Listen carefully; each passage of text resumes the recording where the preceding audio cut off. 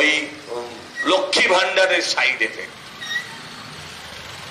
আপনারা কেউ ভুল বুঝবেন না, আমি লক্ষ্মী ভান্ডারের বিরোধিতা করতে আসি, কিন্তু লক্ষ্মী ভান্ডার দিতে গিয়ে সরকার যে তার সমস্ত ভান্ডার ভেঙেছে। যেমন আমার মা বাড়িতে একটা লক্ষ্মী ভান্ডার রাখতেন, তিনি কি করতেন, বিভিন্ন জায়গা থেকে পয়সা কেচে ছেড়ে, বাবার থেকে, সংসারের খরচ থেকে, বিভিন্ন জায়গা থেকে পয়সা বার করে তিনি লক্ষ্মী ভান্ডারে জমাতেন। কেন জমাতেন? এটা হচ্ছে এমার্জেন্সি ফান্ড। যখন আমার বাবা দেবেন না, অথচ আমি মায়ের কাছে বায়না করবো এটা দাও সেটা দাও, ছোট বয়সে, তখন মা ওটা বাবাকে এড়িয়ে দেবেন বলে।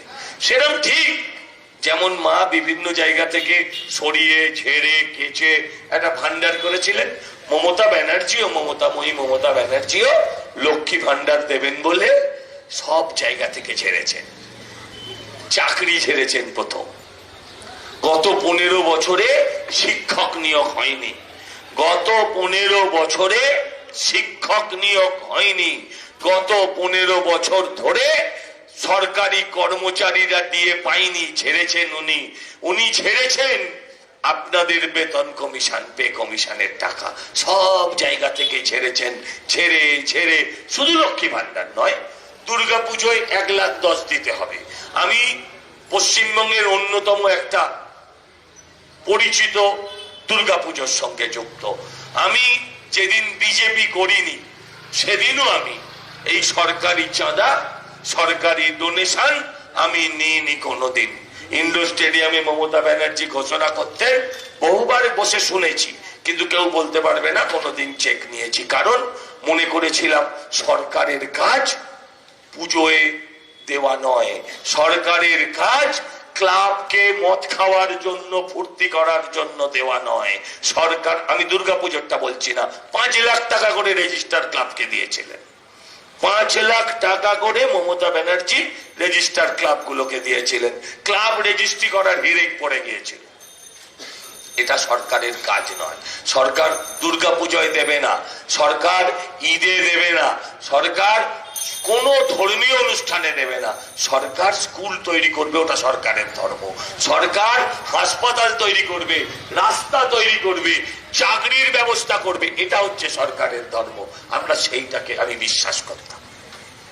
কিন্তু যেটা বলছিলাম যে বিভিন্ন ভান্ডার দেবার জন্য তিনি রাজ্যের সমস্ত ভান্ডারে হাত দিয়ে দিলেন। 15 বছর ধরে একজন শিক্ষক নিয়োগ হলো না।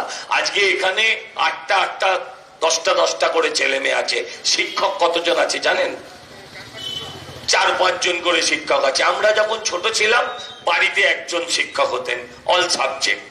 আর স্কুলে গেলে দেখতাম অঙ্কের স্যার আলাদা, ইতিহাসের স্যার আলাদা, জীবন বিজ্ঞানের স্যার আলাদা, ভৌত বিজ্ঞানের স্যার আলাদা। আর আজকে এক উল্টে গেছে। স্কুলে যান, স্কুলে গিয়ে আপনি দেখবেন আপনার একটা শিক্ষক অলরাউন্ডার, অল সাবজেক্ট। আর বাড়িতে এসে আলাদা আলাদা সাবজেক্টের শিক্ষকের কাছে আমাদের পড়তে হচ্ছে। হয় ছেলে মেয়েরা বেসরকারি স্কুলে চলে যাচ্ছে, আর যদি সরকারি স্কুলেও থাকে তাকে আলাদা আলাদা শিক্ষকের কাছে গিয়ে টিউশন নিয়ে আসতে হচ্ছে। এতে করে একটা বাচ্চা ছেলে যদি বেসরকারিতে পড়ুক বা সরকারি স্কুলে পড়ুক, তাদের 5 থেকে 7 হাজার টাকা খরচা হচ্ছে শুধু শিক্ষার ক্ষেত্রে। আর আমরা 1,500 টাকার লক্ষ্মী ভান্ডার পাচ্ছি, দেয়ালে লিখতে সাহস পাচ্ছে ওরা। মাসে মাসে লক্ষ্মী ভান্ডার পাই, দিদিমণি তোমায় চাই। এটা হচ্ছে লক্ষ্মী ভান্ডারের সাইড এফেক্ট, যে আপনাকে মাস গেলে 6 থেকে 7 হাজার টাকা খরচা করতে হচ্ছে শিক্ষার পেছনে একটা ছেলে। আমাদের হারাধনের মতন 10টা নেই, আমাদের 1টি বা 2টি। আমাদের সেই 2টি সন্তানকে মানুষ করতে গেলে আমাদের ভাবতে হয় যে আমি যা পড়ে পেয়েছি, আমি যত দূর পেরেছি, তার থেকে আগে নিয়ে যেতে হবে আমার সন্তানকে। প্রত্যেক বাবা মা তাই ভাবে। তাই কষ্ট হলেও, যন্ত্রণা হলেও তারা তাদের সন্তানকে শিক্ষা দেওয়ার চেষ্টা করছেন। কিন্তু এই শিক্ষিত ছেলেমেয়েগুলোর হবে কি ভবিষ্যতে? শিক্ষিত ছেলেমেয়েগুলো ভবিষ্যতে হবে কি? সবাই তো তৃণমূল করে টাকা তুলবে, তা তো হতে পারে না। শিক্ষিত ছেলে মেয়েগুলোর ভবিষ্যৎ কি? স্কুলগুলোর ভবিষ্যৎ তো ছেড়ে দিন, বন্ধ হয়ে গেছে। আপনারা অতি কষ্টে ছেলে মেয়েগুলোকে বড় করছেন, তারপর কলেজে পড়াচ্ছেন। এবারে জানেন, আমরা মাধ্যমিকে উচ্চ মাধ্যমিক পাশের পর আপনাদের প্রত্যেকের প্রধান কাজ কি ছিল? যতদূর মাইকের আওয়াজ যাচ্ছে, মাধ্যমিক বা উচ্চ মাধ্যমিক, আমি উচ্চ মাধ্যমিক পাশের পর পরের দিন আপনাদের কি কাজ ছিল? আপনাদের কি কাজ ছিল? আমাদের পরের দিনের কাজ ছিল কলেজের গেটে গিয়ে লাইন দেওয়া। এক কলেজে আমি লাইন দিতাম, এক কলেজে আমার বাবা লাইন দিয়েছে। এটা ছিল আমাদের সময়। আর এখন অনলাইন, এখন অনলাইন। 4 মাস বাদে সে লাইন খুলেছে। কলেজে একটা ছেলে 4 মাস বাদে উচ্চ মাধ্যমিকের পর কলেজে ভর্তি হতে পেরেছে। কোন ছেলে মেয়েটা বসে থাকবে? কোন ছেলে মেয়েটা বসে থাকবে? তারা প্রাইভেট কলেজে গিয়ে পড়েছে। প্রাইভেট কলেজগুলো উপচে গেছে, কারণ একটা সেমিস্টার বেশ 6 মাসের একটা করে সেমিস্টার হয়। এখন যদি 6 মাসের সেমিস্টার হয়, 4 মাস বাদে যদি কলেজে ভর্তি হয় কোনো ছেলে মেয়ে, তাহলে আপনি ভেবেছেন সে 2 মাসের মধ্যে 6 মাসের কোর্সটা কি করে কমপ্লিট করবে? এই হচ্ছে আমার রাজ্যের শিক্ষার অবস্থা, যেখানে নিজে মুখ্যমন্ত্রী শিক্ষার ক্ষেত্রে শিক্ষা চোর। তিনি নিজে একটা পিএইচডি লাগিয়েছিলেন। সেই পিএইচডিটা পৃথিবীর মানচিত্রে কোন বিশ্ববিদ্যালয় থেকে পেয়েছিলেন সেটা পাওয়া যায়নি। ইস্ট জর্জিয়া বলে একটা কোনো বিশ্ববিদ্যালয়ের নাম শোনা গিয়েছিল। লিখেছিলেন একবার ডক্টরেট, পরে আর ভুলেও বলেনি যে আমি ডক্টরেট। এই হচ্ছে যদি আমার রাজ্যের মুখ্যমন্ত্রী হয়, তাহলে আমাদের আজকে কোন জায়গায় দাঁড় করিয়েছেন? অতি কষ্টে, অতি কষ্ট করে আপনারা আপনাদের ছেলে মেয়েকে বড় করছেন। আমাদের একটি দুটি সন্তান, বাবা খাটছে, মা খাটছে, দুজনে মিলে ডবল ইঞ্জিন মিলে একটা করে বগি টানছে, তাতে বেলাইন হচ্ছে। তাকে আমরা বড় করছি। বড় করার পর গ্রাজুয়েশন কমপ্লিট করার পর, আগে গ্রাজুয়েশন হয়ে গেলে বাড়িতে বলতে আচ্ছা অনেক পড়েছিস, এবার অন্য কিছু ব্যবস্থা কর। এখন গ্রাজুয়েশনেরও কোনো মূল্য নেই, লোকে মাস্টার ডিগ্রি করে বসে আছে।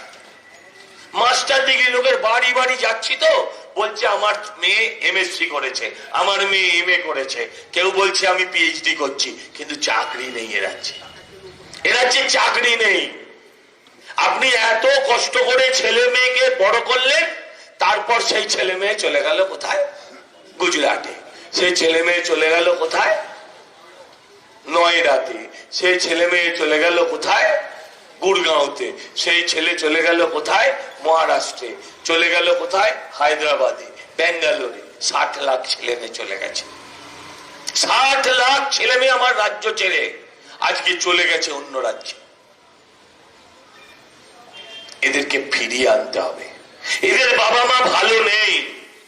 মাইক্রোফোনের আওয়াজ যত দূর যাচ্ছে তার মধ্যে এরকম অনেক ছেলে আছে, তাদের বাবা মা ভালো নেই। মোবাইলের দিকে তাকিয়ে থাকে কখন ছেলের কলটা ছেলে রিসিভ করবে, কখন ছেলে একবার ঘুরিয়ে ফোন করবে। কারণ তারা কর্পোরেটের চাকর, তারা সময় পায় না ফোন ব্যাক করার।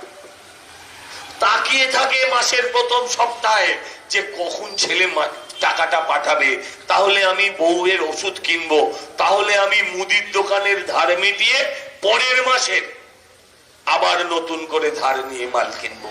বাবা মা তাকিয়ে থাকে। এই অবস্থার অবসান হোক। এই বের করে দাও, বের করে দাও।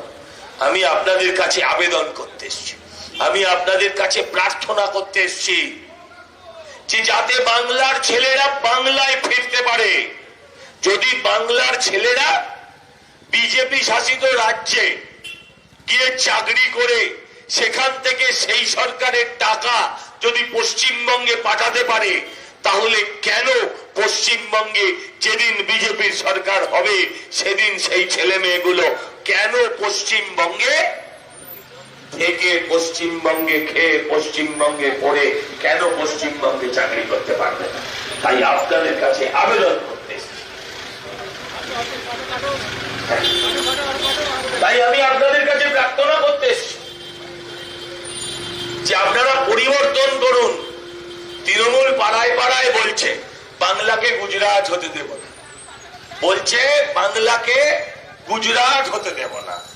আমি একদিন একটা টিভি চ্যানেলে ছিলাম, আপনারা যারা রাজনৈতিক সচেতন অনেক সময় আমাকে টিভিতেও দেখেন, আমরা যাকে বিতর্ক করি আপনারা কেউ কেউ তাকে কলতলার ঝগড়াও বলেন। একদিন আমি ছিলাম টিভি চ্যানেলে, আমার পাশে ছিল তৃণমূলের এক ব্যক্তি, মানে এক যুবা, তাকে আমি দেবাংশু বলি, বাংলার জনগণ কেউ ভাটাংশু কেউ বোধাংশু বলে, আমি এরম বলি না। সে হঠাৎ দেখলাম বলছে মমতা ব্যানার্জি দুপুরে বলেছে বিকেলে ওকে বলতে হবে, এবিপি আনন্দ চ্যানেলের নাম বলছি, সে হঠাৎ বলছে বাংলাকে গুজরাট হতে দেব না। আমার হঠাৎ মনে হলো দেবাংশুর বাবা গুজরাটে চাকরি করে, দেবাংশুর বাবা গুজরাটে চাকরি করে, বেটা এত বড় নেমো খারাম। আমি দাঁড়িয়ে বললাম দেবাংশু তোমার বাবা গুজরাটে চাকরি করে না? ও বুঝতে পারিনি, আমি জানি। এবারে চুপ হয়ে গেছে।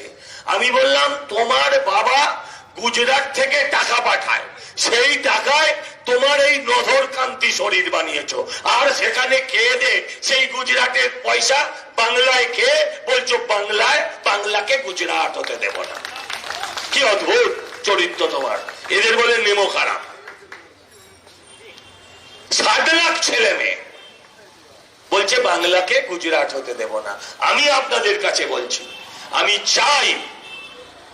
চাই বাংলাটা গুজরাট হোক। আমরা চাই বাংলাটা গুজরাট হোক। আমরা চাই, আপনারাও চান তো, আমরা চাই বাংলা মহারাষ্ট্র হোক। আমরা চাই বাংলা উত্তরপ্রদেশ হোক। আমরা চাই বাংলা গুজরাট হোক। বাংলা গুজরাট হবে শিল্পে, বাংলা গুজরাট হোক শিল্পে, বাংলা মহারাষ্ট্র হোক অর্থনীতিতে, বাংলা উত্তরপ্রদেশ হোক জিডিপিতে, রাজপথে, সড়ক যোগাযোগে, বন্দরে। আর বাংলা বাংলায় থাকুক আমার অন্তরে, আমার কৃষ্টি, আমার কালচার, আমার সংস্কৃতিতে, আমার ভাষায়। ওই মুখ্যমন্ত্রীর মতন ভাষা যেন আবার না হয়, আমি শালা, তারপর চুলটা হিন্দিতে শুনবেন, অমুকের মুখ্যমন্ত্রী, এরকম ভাষা যেন না। আমি আপনাদের কাছে আবেদন করতে এসেছি। এটা শুধু হ্যাঁ আমার এমএলএ হবার ইচ্ছা আছে। আমি দীর্ঘদিন রাজনীতি করি, আমি সিনেমা করতে করতে এমএলএ হতে আসি। আমি দীর্ঘদিন ধরে ছোটবেলা কলেজের জীবন থেকে, ছাত্র রাজনীতি থেকে আমি রাজনীতি করতে এসেছি। আমি একজন ফুল টাইম রাজনীতি পলিটিশিয়ান। আমি জানি 5 বছর বাদে মানুষ যদি আমায় আশীর্বাদ করে, এদের দরজায় গিয়ে আবার দাঁড়াতে হবে। তখন যাতে মাথা তুলে দাঁড়াতে পারি, বুক ফুলিয়ে বলতে পারি আমি কাজ করেছি, আমায় সুযোগ দাও। এখন বলছেন আমি 1.5 বছরে কিছু করতে পারিনি। আরে 1.5 বছর মানে 5 বছরের 1/4। 1.5 বছর মানে 5 বছরের 1/4। উনি 1.5 বছর না, উনি 23 মাসের। আমি যদি 1.5 বছরও ধরি, তাহলে টোটাল কাজের যা ফিরিস্তি দিয়েছিলেন তার 1/4 তো আপনাকে করে ফেলা উচিত ছিল। আমি আপনাদের কাছে আবেদন করতে এসেছি। বলছে নির্বাচনের ইস্যু কি? যারা 2011 সালে ক্ষমতায় এলো, মা মাটি মানুষ, তারা আজকে নির্বাচনের ইস্যু কি? 2026 সালে মাকে মাটিতে মিশিয়ে দিয়ে মানুষের কাছে বলছে বিজেপি এলে মাছ খেতে পারবে না, মাংস খেতে পারবে না। আমি বলি ওগো দিদিমণি, তৃণমূল থাকলেও আমরা খেতে পারবো না। ওই 1,500 টাকার লক্ষ্মী ভান্ডার আর 1,500 টাকার যুব সাথীর পয়সায় একটা পাঁঠার ছবিও দেখতে দেবে না, একটা ইলিশ মাছের ছবিও দেখতে দেবে না দোকানদার। দেওয়া তো দূরের কথা। এই তো হচ্ছে আমার বাংলার অবস্থা। মানুষের খাদ্যাভাস নিয়ে ভয় দেখাচ্ছে। আমরা জানি মমতা ব্যানার্জি একজন প্যাথোলজিক্যাল লায়ার। আবার তৃণমূলরা বুঝতে পারবে না, ইংরেজিতে বলে ফেললাম, একদম ডাহা মিথ্যেবাদী, জন্মগত মিথ্যেবাদী। জীবনে একটা সত্যি কথা বলেছে। শ্যামবাজার থেকে পাতা থেকে রাজাবাজার অব্দি মিছিল করে বলেছিল আমরা সবাই চোর। হাতে গুগল থাকলে দেখে নিন, মোবাইলে আছে, আমরা সবাই চোর। একটাই সত্যি কথা। আর আজকে তিনি বলছেন মাছ খেতে দেবে না, মাংস খেতে দেবে না, আর আপনারা ভাবছেন সত্যি মাছ খেতে দেবে না। আমি আপনাদের প্রশ্ন করি, ত্রিপুরায় কারা থাকে? ত্রিপুরায় যারা থাকে তারা কারা? তারা সব বাঙালি। ত্রিপুরায় কতদিন বিজেপির সরকার? 2 টার্ম হয়ে গেছে। সেখানের মানুষ মাছ খায় না? সেখানের মাছ মাংস বন্ধ আছে? আসামের আস্তে আস্তে আস্তে আসামের অধিকাংশ অঞ্চলে আজকে বাঙালিরা অধিকাংশ জেলায় বাঙালিদের রমরমা আছে, অধিকাংশ জেলায় প্রচুর বাঙালি আছেন। শিলচরটা তো পুরো বাঙালি, সেখানে মাছ মাংস চলে না। মানুষকে তার খাদ্যাভাস নিয়ে বলতে এসছে যে বাঙালি নাকি মাছ খেতে পারবে না, বাঙালি মাংস খেতে পারবে না। আমি আপনাদের কাছে প্রশ্ন করতে চাই, 60 লাখ ছেলের মধ্যে যারা গুজরাটে আছে তাদের সকালবেলা ধোকলা খেতে হয় আর বিকেল বেলা ফাপড়া খেতে হয়। তারা মায়ের হাতের শুক্তো ভাত খেতে পায় না, বিউলির ডাল আর পোস্ত বাটা খেতে পায় না। এ খাবার তাদের কে খাওয়ায়? মমতা ব্যানার্জি। যে ছেলেটা মহারাষ্ট্রে আছে তাকে সকালবেলা পাও ভাজি খেতে হয়, দুপুর বেলা বড়া পাও খেয়ে থাকতে হয়। তারা ওখানে ওই পোস্ত বাটা, আলু সেদ্ধ ভাত আর ছোলার ডাল তারা পায় না। তাদেরকে এগুলো কে খাওয়ায়? মমতা ব্যানার্জি। যে ছেলে হায়দ্রাবাদে আছে সকালবেলা উঠে ইডলি চটকে খেয়ে আসে, কে খাওয়ায়? মমতা ব্যানার্জি। বিকেল বেলা সেই ছেলেটা আবার সোমবার দিয়ে দোসা খায়, ভাত পায় না। মাছ তো ছেড়ে দিন, কে খাওয়ায়? মমতা ব্যানার্জি। আর যারা নয়ডায় আছে, যারা নয়ডায় আছে তারা সকালবেলা লিট্টি চোখা খেয়ে বেরোয়, কে খাওয়ায়? ওখানে তো আর হাতে করা রুটি আর মায়ের ফুলকো লুচি নেই, ওখানে লুচি বলে কোনো জিনিস হয় না, বলে পুরি। ও পুরি আর আমার মায়ের তৈরি লুচি দুটোর অনেক তফাৎ। তাই এই খাবারগুলো বাঙালির খাদ্যাভ্যাস থেকে কে সরিয়েছে? কে সরিয়েছে? উত্তর দিতে হবে। আমরা বলছি আপনাদের কাছে, এই পরিবর্তন করুন। এই ছেলেরা আবার ইডলি ধোসা থেকে সকালবেলা উঠে পাউরুটি মাখন খাবে, ডিম পাউরুটি খাবে, দুপুর বেলা তারা ভাত মাছ দিয়ে খাবে। তাই আবেদন করছি আপনাদের কাছে, যদি মাছ ভাত খাওয়াতে হয় বাঙালিকে, একে তাড়াও, এনাকে তাড়াও। এ রাজ্যে কিচ্ছু নেই, কিচ্ছু নেই এ রাজ্যে। এ রাজ্যে 8200 স্কুল বন্ধ করেছে, এ রাজ্যে 18,000 মদের দোকান খুলেছে, 25টা স্কুল এখানে বন্ধ করেছে, আপনার পাড়ায় 25টা মদের দোকান খুলেছে। দাদা, এখান থেকে 200 মিটার দূরে একটা মদের দোকান এক্ষুনি দেখে এলাম। মদের দোকান না মৌচাক সেটা বুঝতে পারলাম না। কাদের আমলে কে করলো এই দশা বাংলার? দুধের দাম বেড়েছে, মদের দাম হচ্ছে 28 টাকা। পাউচে করে আছে এমন ফ্লেভার, ওই তিতকুটে গন্ধটা নেই, বিতকুটে গন্ধটা নেই। আপনার বৌদির পাশে খেয়ে শুয়ে পড়বে দাদা, বৌদি বুঝতেও পারবে না যে দাদা মদ গিলে এসছে। 28 টাকার পাউচ, সকালে খাবে, অফিসে ঢুকে যাবে, অফিস থেকে লাঞ্চ পিরিয়ডে বেরোবে, খাওয়া দাওয়ার পর আরেক পাউচ মেরে দেবে, কেউ বুঝতে পারবে না। কোথায় আমার রাজ্য? কোন রাজ্যে এলাম আমরা? মাতালদের কখনো অসম্মান করবেন না, মাতালদের কখনো অসম্মান করবেন না। মমতা ব্যানার্জির একটা স্পেশাল স্কোয়াড করা উচিত, যেখানে মাতাল পড়ে থাকবে তাকে তুলে সসম্মানে বাড়িতে দিয়ে আসবে। কারণ এই মাতালরাই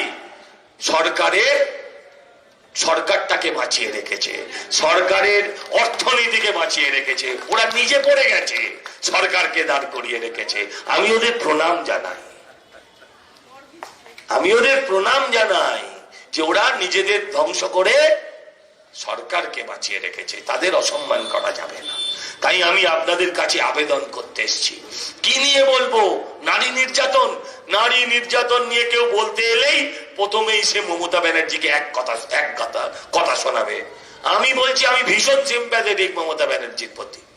মমতা ব্যানার্জি এমন একজন নারী যিনি পুলিশ মন্ত্রী, যিনি মুখ্যমন্ত্রী, যিনি অগ্নিকন্যা হয়েও নিজের বাড়িতে শটাং পপাতচ মমারচ পড়ে গেল, মাথা ফেটে গেল। কে মারলো ধাক্কা? আজ অব্দি কেউ বলতে পারলো না। যে মুখ্যমন্ত্রীর নিজের বাড়িতে নিরাপদ নয়, সে মুখ্যমন্ত্রী বাড়ির মেয়েকে কিভাবে নিরাপত্তা দেবে? এই প্রশ্নটা আজকে সবচেয়ে বড় হয়ে দাঁড়িয়েছে। যে মুখ্যমন্ত্রী নিজের বাড়িতে নিরাপদ নয়, 2 বছর আগেকার ঘটনা, 2 বছরও হয়নি, 2 বছরও হয়নি, তার থেকে কম সময় আমরা হঠাৎ একটা ছবি দেখলাম, মাথা দিয়ে এরকম গল গল গল গল করে রক্ত বেরোচ্ছে। আরে মমতা ব্যানার্জি সত্যিই বাড়িতে নিরাপদ নয়। ওকে ভাইপো, ভাইপো বউ, ভাই, ভাইয়ের বউ, আবার একটা ভাই আছে তাকে মাঝে মাঝে ত্যায্য পুত্র করে, হ্যাঁ ও ত্যায্য ভাই, যাই হোক হবে। আরে ওনারা প্রত্যেকে ওনাকে ওই আখের মেশিনে যেমন করে আখ পিষে রস বার করে না, মমতা ব্যানার্জিকে তেমন করে পেশে, কারণ ওটা হচ্ছে ওদের ক্যাপিটাল। 35টা প্লট শুধু 2টো পাড়ায় বানিয়েছে। খুব গরিব মানুষ ওরা, দিনে রাতে আহার জোটে না। ওরা মমতা ব্যানার্জির টালির চালের অ্যাড্রেস থেকে 35টা প্লট শুধু হরিশ মুখার্জি আর হরিশ চ্যাটার্জি এই দুটো রাস্তার উপরে এরা তৈরি করেছে।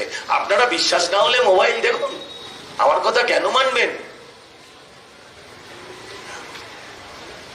আমি বলতে চাই, যদি আমার বাবার হঠাৎ পড়ে মাথা ফেটে যায়, ওই রক্তাক্ত বাবা, তিনি যদি আবার এত বড় একটা নেম ফেমের মানুষ হন, তিনি যদি রাজ্যের মুখ্যমন্ত্রী হন, আপনাদেরও কেউ, আপনারা সেই ছবি নিয়ে ছাড়বেন ভিডিও করে সোশ্যাল মাধ্যমে, সংবাদ মাধ্যমকে দেবেন? সিম্প্যাথি চাই। মমতা বন্দ্যোপাধ্যায় হচ্ছে সবচেয়ে বড় ক্যাপিটাল, এই ক্যাপিটাল ভেঙেই খেতে হবে ওদের। যেদিন পিসি থাকবে না, ভাইপোর লপচপানিও আর 8 ঘন্টা বেশি থাকবে না, জানে ওরা। তাই আমি বলি, যে মানুষ নিজের ঘরে নিরাপদ নয় সে কি করে নিরাপত্তা দেবে? কিন্তু এখানে শেষ নয়, যন্ত্রণাটা অন্য জায়গায়। নারী নির্যাতন হলে পুলিশ আছে, ব্যবস্থা নেবে, কিন্তু মুখ্যমন্ত্রী তার আগেই সেই মহিলার উদ্দেশ্যে এমন বলবেন। পার্কস্ট্রিটের ঘটনা, 2012 সাল, একজন খ্রিস্টান মহিলা ধর্ষিতা হলেন, অভিযোগ করলেন থানায়। মমতা ব্যানার্জি কিছু না জেনে না বুঝে আগেই বলে দিলেন সাজানো ঘটনা, সাজানো ঘটনা। দময়ন্তী সেন তখন দায়িত্বে ছিলেন, তিনি প্রমাণ করে দিলেন মুখ্যমন্ত্রীর ওপরে গিয়ে যে না, এটা সাজানো ঘটনা নয়, এটা রেপ। এটা প্রমাণ করার পর দময়ন্তী সেনের ট্রান্সফার হয়ে গেল পুলিশ ট্রেনিং ক্যাম্পে, সেখানে গিয়ে উনি লেফট রাইট করাচ্ছেন। কাকলি ঘোষ দস্তিদার, আরো বড় নেত্রী, তিনি বললেন এটা যৌনকর্মী আর খদ্দেরের মারপিট। আমি বাংলার মানুষের কাছে, মায়েদের কাছে, বোনেদের কাছে জানতে চাই, প্রথমত একজন ধর্ষিতাকে যৌনকর্মী বলাটা এক ভয়ঙ্কর মহাপাপ, কিন্তু যদি কেউ যৌনকর্মীও হয়ে থাকেন, তাকে কি তার ইচ্ছের বিরুদ্ধে তাকে ধর্ষণ করা যায়? ভারতের সংবিধান, ভারতের সংস্কৃতি, ভারতের কৃষ্টি এই অধিকার কি আমাদের দিয়েছে যে একজন মন্ত্রী একথা দাঁড়িয়ে বলতে পারেন? ক্ষমা চাননি কোনোদিন, ক্ষমা চাননি আর ক্ষমা পাবেনও না, সময় এসছে। কামদুনিতে মার্ডার হলো, রেপ হলো কলেজের ছাত্রী। আপনি কখনো ভারতবর্ষের ইতিহাসে, এটা নজিরবিহীন, আপনারা শুনে রাখুন, যে যার ফাঁসি অর্ডার হয় সে নিশ্চয়ই উচ্চ আদালতে যায় নিজেকে বাঁচাতে। উচ্চ আদালতে অনেক আছে, ভুরি ভুরি উদাহরণ আছে, যে ফাঁসিটাকে যাবজ্জীবনে কনভার্ট করে দিয়েছে, ফাঁসিকে 10 বছর করে দিয়েছে, হ্যাঁ, একটা অনেক ক্ষেত্রে শাস্তি লাঘব করেছে। কিন্তু ফাঁসির আসামি বেকসুর খালাস ভারতবর্ষের ইতিহাসে নেই। ফাঁসির আসামি বেকসুর খালাস কারা? ফাঁসির আসামি কারা ছিল? ফাঁসির আসামি ছিলেন তারা, মুখ্যমন্ত্রীর ভাষায়, যে গরু আমায় দুধ দেয়। বলেছিলেন লাথি, যে গরু দুধ দেয় তার লাথি খেতে হবে। তো গরু দুধ দিচ্ছে আপনাকে, লাথি মারছে কামদুনির মেয়েটার পরিবারকে, এটা তো হওয়া উচিত। ফাঁসির আসামি বেকসুর খালাস পেয়েছিল। 10 বছর জেলা আদালতে হয়ে যাওয়ার পর 10 বছর লেগেছিল উচ্চ আদালতের রায় হতে। রায় দেওয়ার সময় বিচারক লিখেছিলেন, আমি সঠিক বিচার দিতে পারলাম না, ভারাক্রান্ত মনে আমি অপরাধীকে মুক্ত করতে বাধ্য হচ্ছি, কারণ পুলিশ উপযুক্ত প্রমাণ পেশ করতে পারে। এটা কমেন্টে আছে, আপনারা অনলাইনে দেখতে পেয়ে যাবেন। আজকে এই হচ্ছে আমার রাজ্যের অবস্থা। হাঁসখালির মেয়েটা 14 বছর বয়স। কত বছর? 14 বছর। আপনাদের বাড়িতে অনেকের 14 বছরের মেয়ে আছে, ক্লাস 7, ক্লাস 6, 12 বছর, 14 বছরের মেয়ে।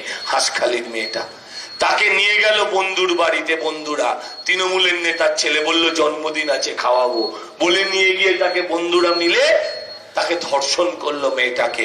মেয়েটা অসুস্থ হলো, বাড়িতে দিয়ে গেল। খানিকক্ষণ বাদে ধর্ষকরা জানতে পারলো, ওই তৃণমূল নেতার ছেলে জানতে পারলো মেয়েটা সম্ভবত মারা গেছে। তুললো, আবার নিয়ে গেল সোজা শ্মশানে। No FIR, no postmortem, no medical certificate, no burning heart registration, সরাসরি আগুনে চিতায়। কারণ নেতার ছেলে তৃণমূলের। দেখুন, অপরাধীরা তো অপরাধ করে অপরাধ ঢাকা দেওয়ার চেষ্টা করবে, এটা তো স্বাভাবিক ঘটনা, এটা তো স্বাভাবিক ঘটনা। কিন্তু আমার প্রশ্ন হচ্ছে, মুখ্যমন্ত্রী তার পরের দিন কি করলেন? আমি বলছি আপনারা মনে করুন মুখ্যমন্ত্রী কি বলেছিলেন। এবং আমি বলি, যারা রেপ করেছিল, যারা মার্ডার করেছিল, তাদের থেকে ঘৃণ্য কাজ করেছিলেন একজন মুখ্যমন্ত্রী। তখনও তার বয়স ছিল 70 বছরের ওপর। তখনও তিনি বাংলার মুখ্যমন্ত্রী, ব্রাহ্মণ কন্যা। তিনি বললেন সংবাদ মাধ্যমে, ঠিক এরম করে একটা ঘটনা ঘটেছে আমি শুনেছি হাঁসখালিতে। তিলকে তাল করছে সংবাদ মাধ্যম। আমাদের দেখতে হবে মেয়েটার কোনো লাভ অ্যাফেয়ার ছিল কিনা, আমাদের দেখতে হবে মেয়েটা প্রেগনেন্ট ছিল কিনা। 14 বছরের পাড়ার বাড়ির পাশের বাড়ির আত্মীয়র মেয়েটাকে দেখে আপনি এগুলো ভাবতে পারেন? 14 বছরের মেয়ে প্রেগনেন্ট, ভাবতে পারেন? আমাদের কৃষ্টি, আমাদের কালচারে আমরা ভাবতে পারি? আমি আপনাদের কাছে বলতে চাই যে আমরা যারা হিন্দুত্বে বিশ্বাস করি, আমরা যারা বিশ্বাস করি আত্মা, আমরা যারা বিশ্বাস করি অপঘাতে মৃত আত্মার শান্তি আরো ধীরে হয়, আরো কঠিন। এই মেয়েটার আত্মা বলে যদি কিছু থাকে, তাহলে এই অতৃপ্ত আত্মা আজকেও বাংলার আকাশে বাতাসে হাহাকার করছে আর চিৎকার করে বলছে, শোনো বাংলার মুখ্যমন্ত্রী, শোনো বাংলার মা বোনেরা, আমার কোনো লাভ অ্যাফেয়ার ছিল না, আমি প্রেগনেন্ট ছিলাম না, আমাকে ওরা খুন করেছে, তারপরে এই মুখ্যমন্ত্রী আমার চরিত্রে দাগ দিচ্ছে, আমার পরিবারকে কলঙ্কিত করছে। এই বরানগরের মা বোনেদের এর বিচার করতে হবে। আমি ঈশ্বরকে ডাকি আর বলি, হে ঈশ্বর, যদি তুমি থাকো আর তোমার খাতায় যদি স্বর্গ নরক বলে থাকে, এহেন মন্তব্য যিনি করেন তার যেন নরকেও জায়গা না হয়, তার যেন নরকেও জায়গা না হয়। কোন রাজ্যে আছি আমরা? আপনার বাড়ি থেকে অভয়ার বাড়ি কত দূর? যেখানে দাঁড়িয়ে আছে এখান থেকে 2-2.5-3 কিলোমিটার, এর থেকে তো বেশি হবে না। আপনারা বলুন না, অভয়ার ধর্ষণ কি মমতা ব্যানার্জি করিয়েছেন? করেননি। অভয়ার ধর্ষণে কি সরাসরি তৃণমূলের যোগ ছিল? ছিল না। অভয়ার ধর্ষণে আমাদের অনেক সন্দেহ আছে যে সে কিছু জেনে গেছিল। যারা জেনে গেছিল, যাদের কালো কাহিনী, যাদের কর্তৃত্ব, যাদের কীর্তি জেনে গেছিল, তারা মমতা ব্যানার্জির ঘনিষ্ঠ হতে পারেন। তাই এভাবে সমস্ত প্রমাণ লোপাট করা হয়েছে। বডিটাকে ওই হাসখালির মতন করে এমএলএ কাউন্সিলররা, ওই নান্টু ঘোষরা, তারা দেহটাকে তুলে নিয়ে গিয়ে চালিয়ে দিয়েছিল। বাবা মা মুখটা অব্দি দেখতে পারেনি। কি চেয়েছিল বাবা মা? বলেছিল যে আর একটা পোস্টমর্টেম হোক নিরপেক্ষ জায়গায়, command hospital, railway hospital, ESI, কোনো একটা জায়গায় হোক। মুখ্যমন্ত্রীর কি অসুবিধা ছিল? মুখ্যমন্ত্রী যদি তার নিজের ঘনিষ্ঠ কেউ জড়িত থাকতেন, তাকে যদি শাস্তি দিয়ে দিতেন, বাংলার সমস্ত মানুষের হৃদয়ে তিনি আবার রাজ করতেন। যে এটাই হচ্ছে একজন রাজার রাজধর্ম, যে নিজের ঘনিষ্ঠ লোক সে যদি অপরাধ করে তাকেও মাফ করেন। মমতা ব্যানার্জি কি করলেন? প্রথম দিন বডিটাকে লোপাট করলেন, পরের দিন পাশের লাগোয়া ওই যে বাথরুম সেটাকে ভাঙলেন, যেটাকে বলে ক্রাইম সিন সেটাকে অল্টার করলেন, পাল্টে দিলেন। কি করলেন? 8 ঘন্টার সিসিটিভি ফুটেজ ট্যাম্পার করে দিলেন, যেখানে সিসিটিভির ফুটেজ পাওয়া গেল না। কি করবে সিবিআই? সিবিআই এর হাজারো দোষ আছে, কিন্তু এক্ষেত্রে কি করবে? কারণ কানুন সবুত মানতা হ্যায়, মোমবাতি নেই। আইন প্রমাণ চায়, আইন তথ্য চায়, আইন সাক্ষ্য চায়। মোমবাতি কত লোক জ্বালালো সেটা বড় কথা নয়। আমরা জানি বিচার পাইনি, আজকে অভয়ার মা তাই নেমেছে বিচার পেতে। মমতা ব্যানার্জি তাই তার বাড়িতে 3 দিন বাদে গেলেন, বললেন যে চলে গেছে সে তো গেছে, কিন্তু আমরা তো ওর জন্য কিছু করতেই পারি বলে 10 লাখ টাকার চেক ধরিয়ে দিলেন।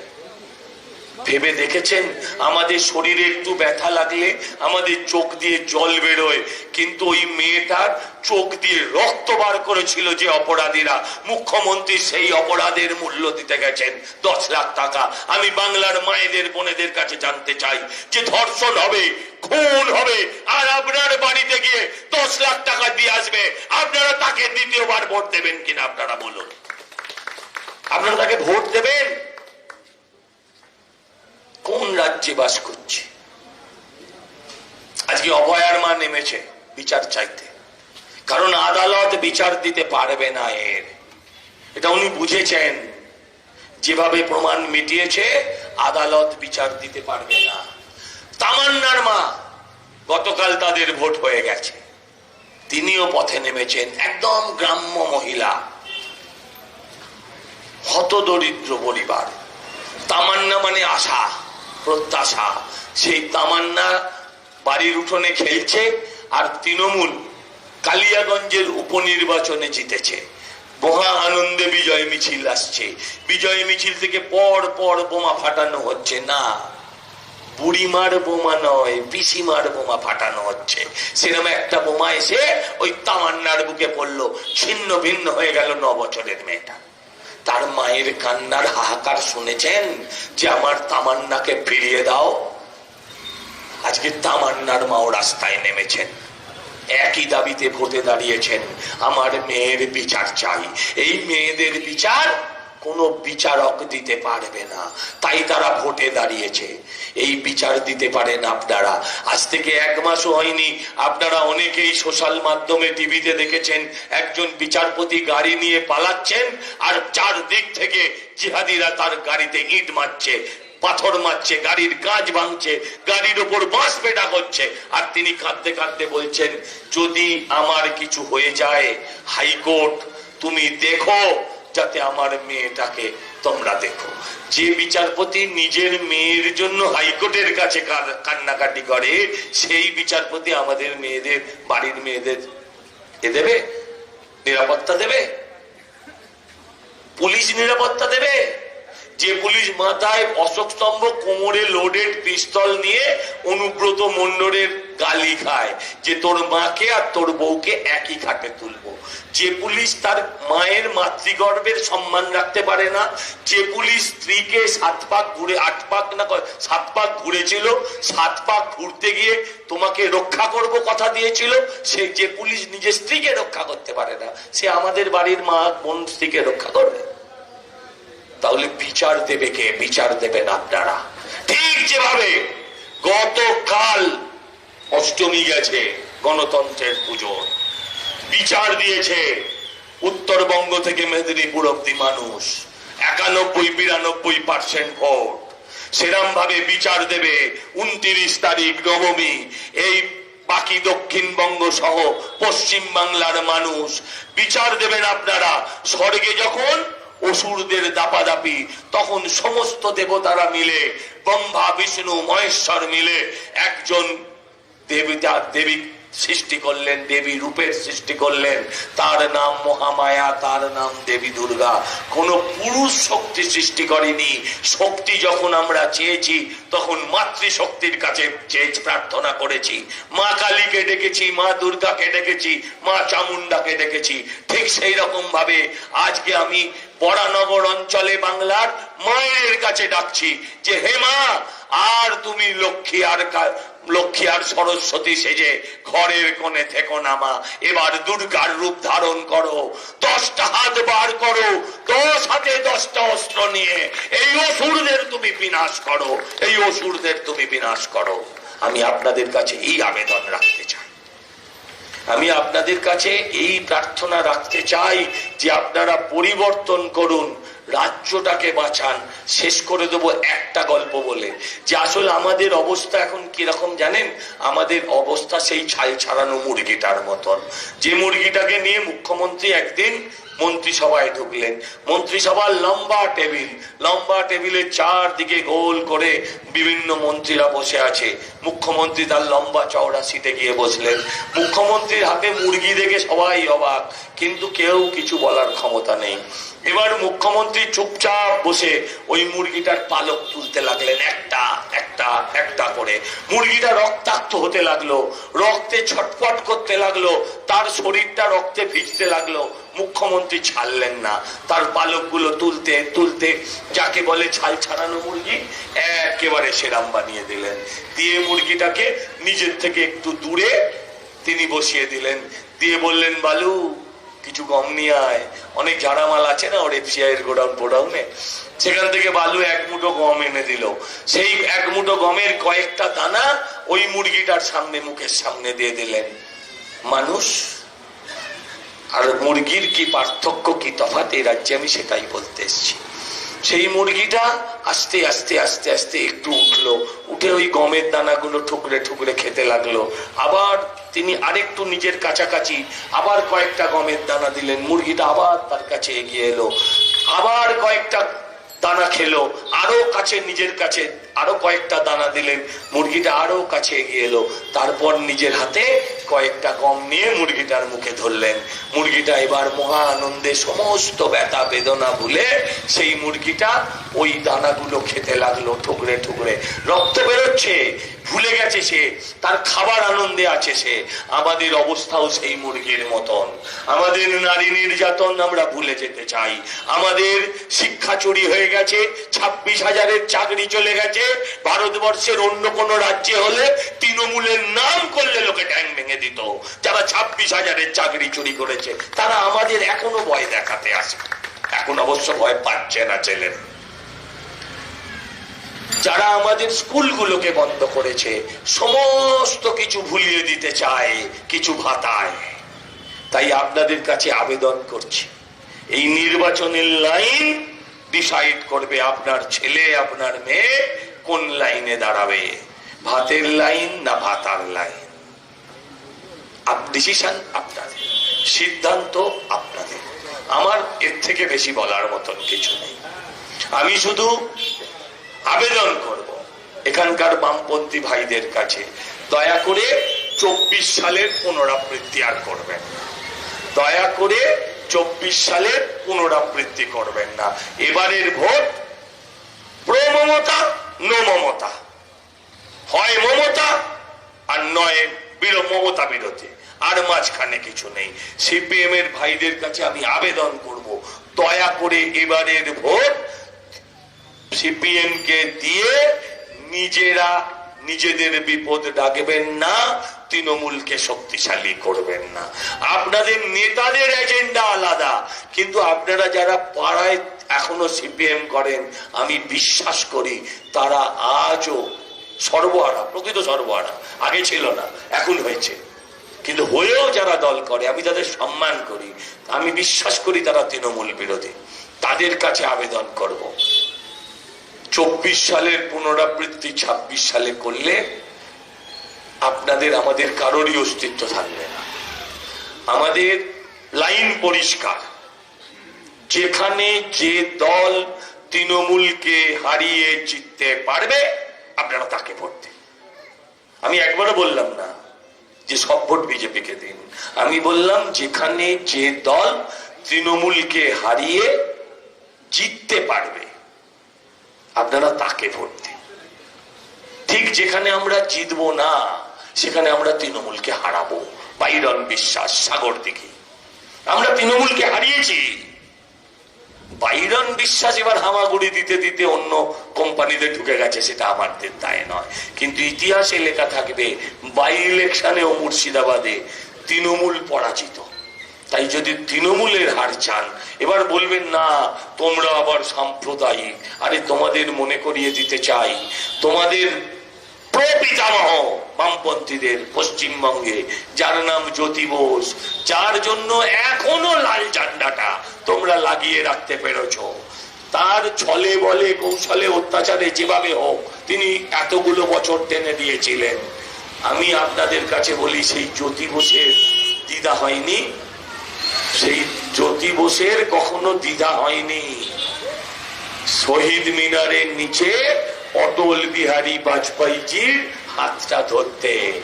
তখন মনে হয়নি এ হাত সাম্প্রদায়িকতার হাত, তখন মনে হয়নি যে এ হাত নন সেকুলার হাত, তখন মনে হয়নি এ হাত হিন্দুত্বের হাত। শুধু বলেছিলেন ये हाथ मुझे दे दे, ये हाथ मुझे दे दे अटल जी, हमें राजीव गांधी से लड़ना है। হাতে হাত ধরে দাঁড়িয়েছিলেন। আর আজকে যদি আপনারা বলেন যে আমরা বিজেপি কে কি করে টিপবো, তাহলে একবার ভাবুন ওই আপনাদের জ্যোতিবাবুর শহীদ মিনারের কথাটা। ছবি পেয়ে যাবেন, নেটে ভর্তি আছে। তার যদি অসুবিধা না হয়, আপনাদের অসুবিধা হওয়ার কোনো কারণ নেই। এই যে পয়লা বৈশাখে হালখাতা হয়, এই যে আমাদের অক্ষয় তৃতীয়ায় হালখাতা হয়, সিপিএম এ বহু বছর হালখাতা নেই। ওদের খাতায় কোনো এমএলএ নাম জমা পড়েনি। আমাদের লাইনটা মানুন, যে কথা বলছি সেটাকে বিশ্বাস করুন, ভাবুন যে আপনাদের খাতাতেও শূন্যের খরা কাটবে, আপনারা শূন্য থেকে সংখ্যায় পৌঁছবেন। আবেদন করছি তাই আপনাদের কাছে। প্রশ্ন আমি কি করব? প্রশ্ন আমাকে বলেছিলেন যে উনি কি কি করবেন, আমি বলছি আমি কি কি করব। এখানে জলের নাম নাকি না, আরেক নাম নাকি জীবন। এখানে আমি বরানগরে বুঝেছি যন্ত্রণার আরেক নাম জল, জলের আরেক নাম যন্ত্রণা। কোথাও জমা জল, কোথাও পানীয় জল, কোথাও ড্রেনের জল, নর্দমার জল। এই তিনটে হবে আমার প্রধান লক্ষ্য। প্রথম লক্ষ্য আমার লক্ষ্য থাকবে, যেখানে আমরা আছি বরানগর, যেখান থেকে শুরু, টালা থেকে বরানগরের দূরত্ব 1 থেকে 1.5 কিলোমিটার। 1.5 কিলোমিটারের দূরের মানুষ বোরিং ওয়াটার খাবে, যার কি বেরোচ্ছে ভেতর থেকে সাপ ব্যাং আপনারা কেউ জানেন না। মাটির তলার জল তুলে খাবে, যার কোনো ফিল্টারাইজেশন নেই, যেটা পরিশ্রুত করার কোনো সিস্টেম নেই, সেই জল তারা পান করবে। আর সল্ট লেক মানে 5 থেকে 6 কিলোমিটার, সেখানকার মানুষ টালার জল খাবে। খাক না তারা।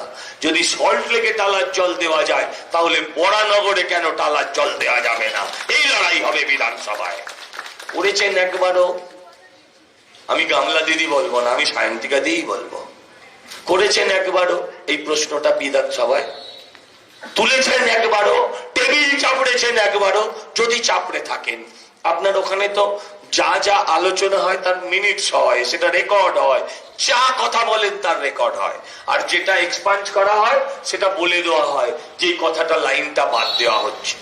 তাহলে সেই রেকর্ডটা নিয়ে আসুন, সে রেকর্ড আপনাদের কাছে পৌঁছে দেওয়া হয়।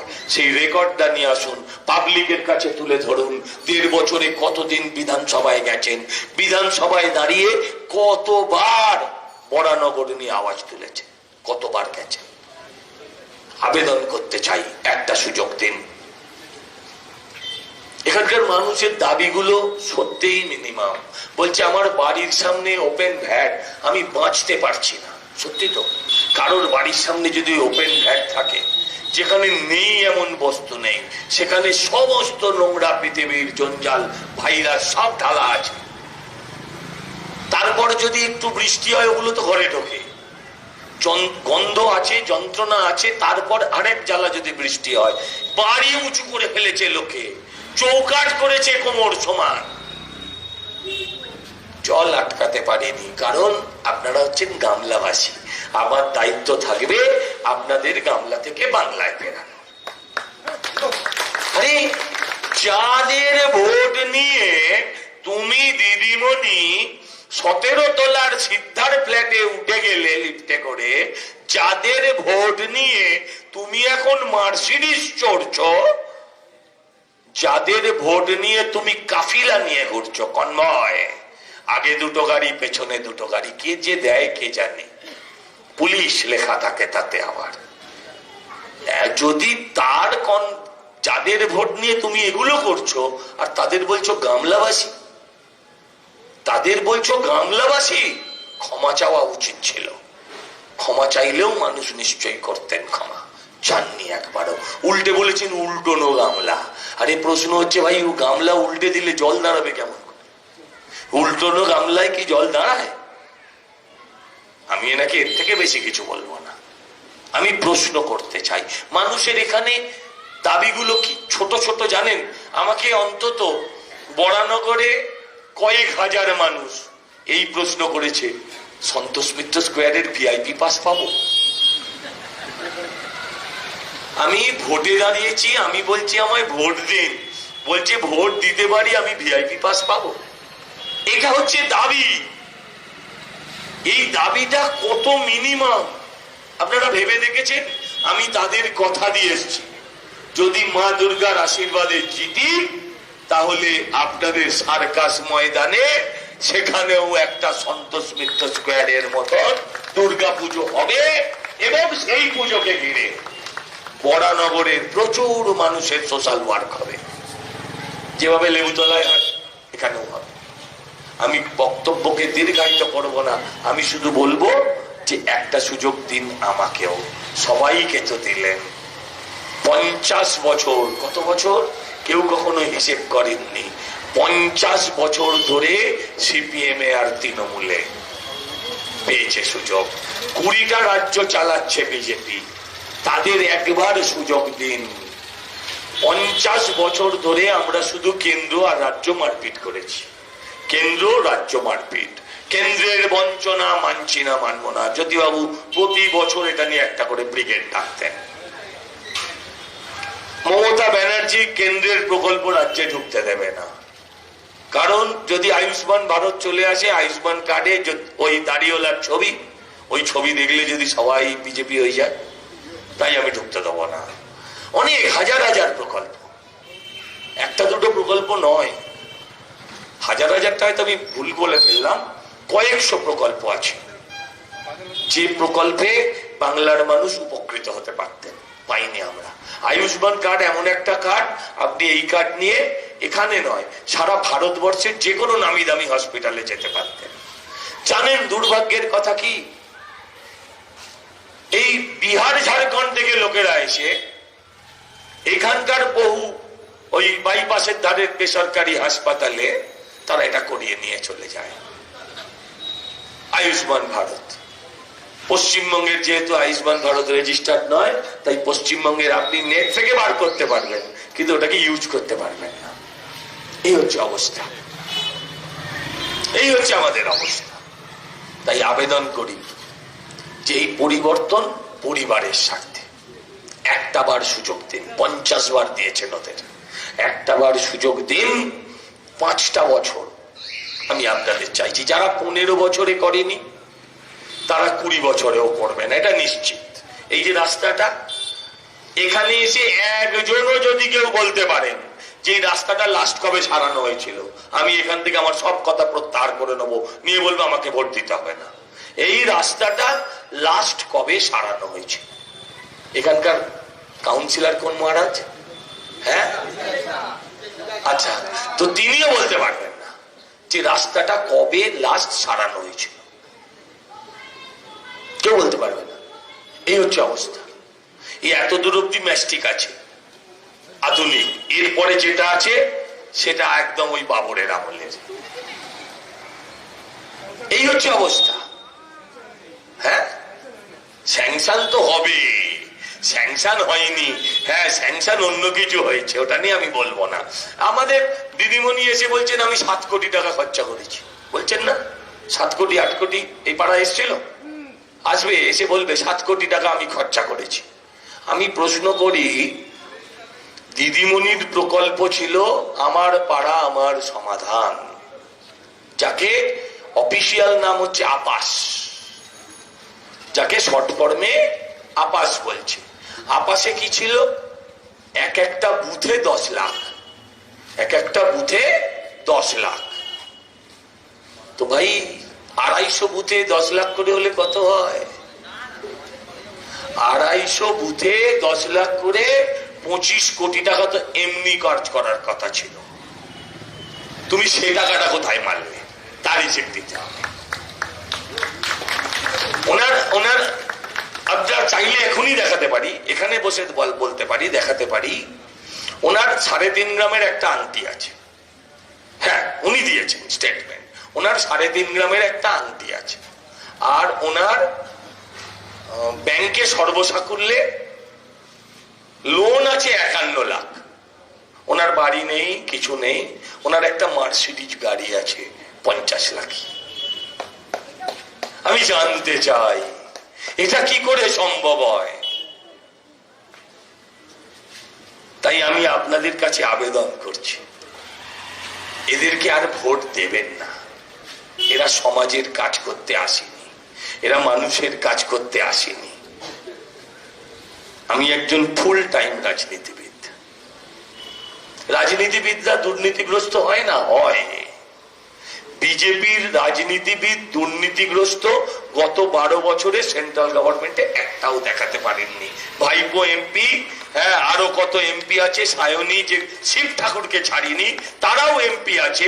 কল্যাণ বন্দ্যোপাধ্যায় রোজ ওখানে চেঁচায়, চু কিত কিত কিত কিত করে পার্লামেন্টে দাঁড়িয়ে, কিন্তু একটা অভিযোগ তুলতে পারিনি গত 12 বছরে যে তোমাদের বিরুদ্ধে অর্থনৈতিক দুর্নীতি।